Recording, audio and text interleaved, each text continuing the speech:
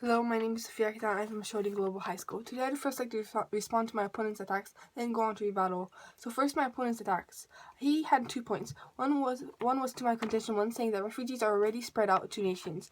I have 3 responses to this. 1A. It is not true. Like I've said, 86% of all refugees are hosted in poor Middle Eastern or African and South Asian countries because most rich countries treat refugees as somebody else's problem. B. This means that he has agreed to the fact that we need to spread out refugees in order to secure the humanitarian assistance.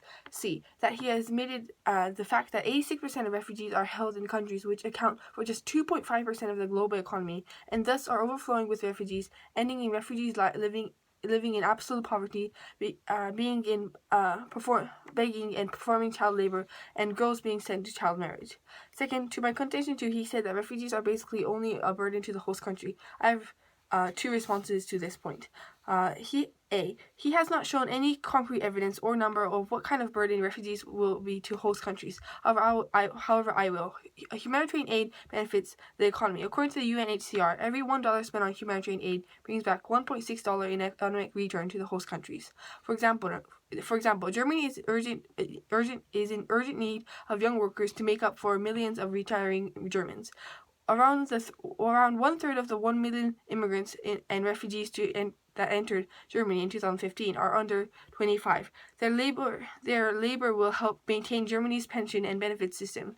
A recent research by German Institute of Economic Research finds that the net impact of refugee inflows on the German economy will be positive, with benefits outweighing costs for the economy already after 5 to 10 years. The European Commission Economic Forecast states that refugees' impact on Germany's economy by 2020 will be at least 0.3% of the GDP, even if most of them turn out to be low-skilled. B. Even if refugees were to be burdened on host countries, it would be far better for us to let them move freely because it greatly increases refugees' chances for being employed. If refugees were able to choose where to live instead of where they are told to live, they would have 90% higher chance of employment. Evidence from Norway, Sweden, and Denmark show that when refugees are not allowed to choose where to live in the status quo, they are forced to be idle, spending an average of 8 years in camps or relocation centers, which causes unemployment of refugees and prevents them from contributing to local economies. Therefore, refugees further benefit the economy when they can move freely. Next, I would like to rebuttal to my opponent's point. His main point was that strain on governments and that too many refugees are concentrating in certain countries. B. That refugees are too much of a big burden on economically.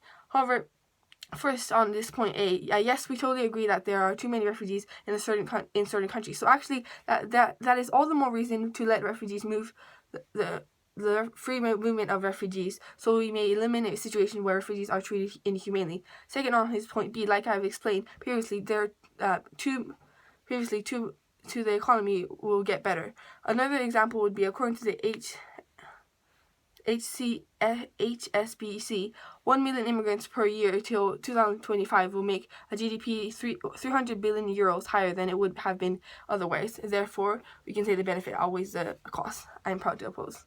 Thank you.